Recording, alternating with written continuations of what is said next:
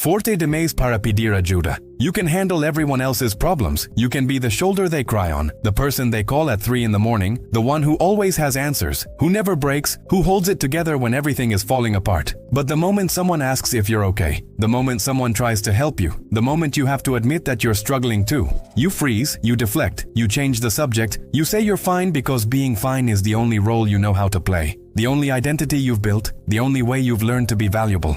And asking for help, admitting weakness, showing that you're not actually the invincible person everyone thinks you are, that feels like betrayal, like failure, like dismantling the one thing that makes you useful. And so you carry it all, you hold everyone's pain plus your own. You become the emotional landfill for an entire family, an entire friend group, an entire world of people who need you to be strong. Because if you're not strong, then who will be? Who will hold them? Who will solve their problems? And the thought of letting them down, of admitting that you can't carry it all, that terrifies you more than drowning under the weight, so you keep taking it, keep holding it, keep smiling through the suffocation while inside you're screaming for someone, anyone, to notice that the strongest person in the room is the one who's most at risk of collapse.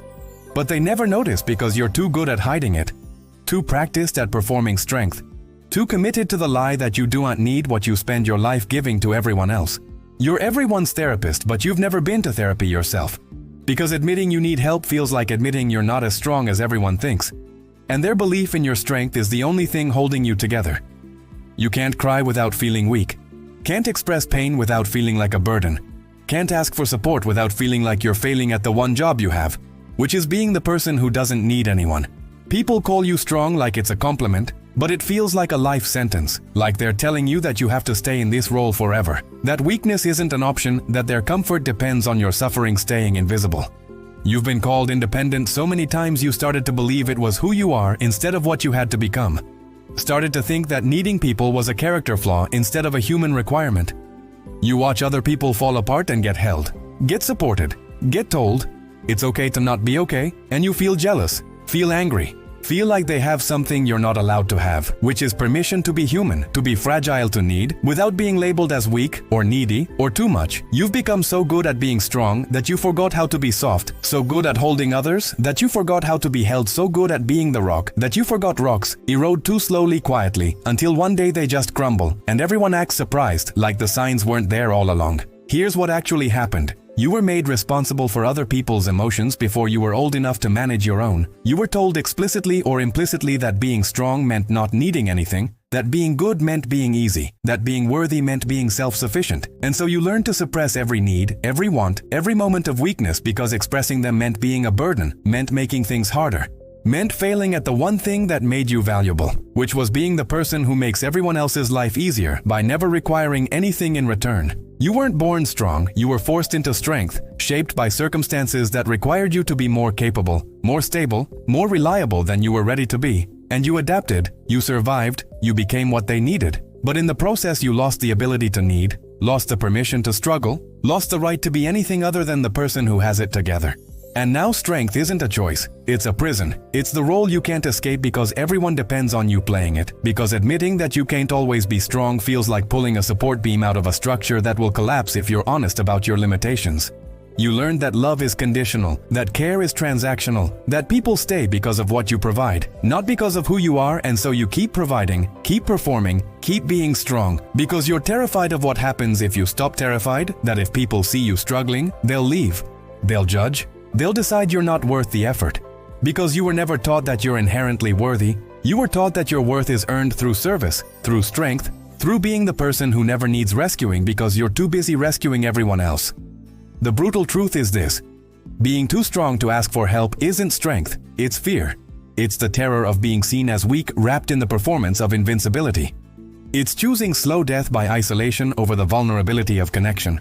And every time you refuse help, every time you say you're fine when you're not, every time you carry weight you should share, you're not being strong, you're being scared. You're protecting yourself from the risk that if people see you struggling, they'll confirm what you've always feared, which is that you're only valuable when you're useful, only lovable when you're functional, only worth keeping around when you're making other people's lives easier. And that belief, that core wound that says you have to earn the right to be cared for, that's what's killing you. That's what's making vulnerability feel like death. That's what's keeping you locked in this exhausting performance of strength, while inside you're begging for someone to see through it, to call your bluff, to say, I know you're not okay and you don't have to be. I'm here anyway. But they can't say that if you won't let them see it. They can't help if you won't let them in.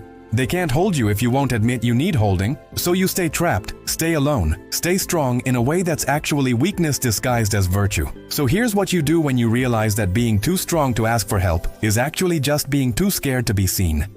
You start small. You practice vulnerability in doses you can handle.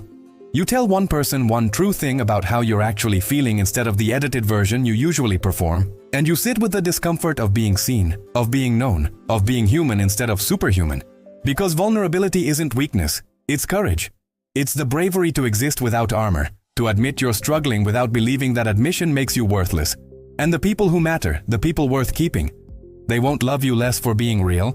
They'll love you more because they're finally getting to know the actual you, instead of the performance you've been giving. And the ones who do judge, who do pull away, who do decide you're not worth their time if you're not constantly serving them, those aren't losses, those are revelations. Those are people showing you that the relationship was always transactional, always based on what you could do for them, not who you are. And losing those relationships hurts, but it also creates space for real ones, for connections based on mutual support instead of one-sided service, for people who want to hold you as much as be held by you.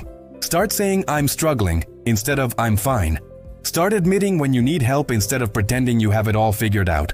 Start letting people see that you're human, that you break, that you need, that being strong doesn't mean never falling apart. It means having the courage to fall apart in front of people and trust that they'll help you put the pieces back together instead of walking away. And that trust, that scary, terrifying trust that you're worthy of care even when you're not performing strength, that's what real strength actually is. Not the ability to carry everything alone, but the wisdom to know you were never supposed to. That humans are designed for interdependence, not independence. That asking for help isn't failure.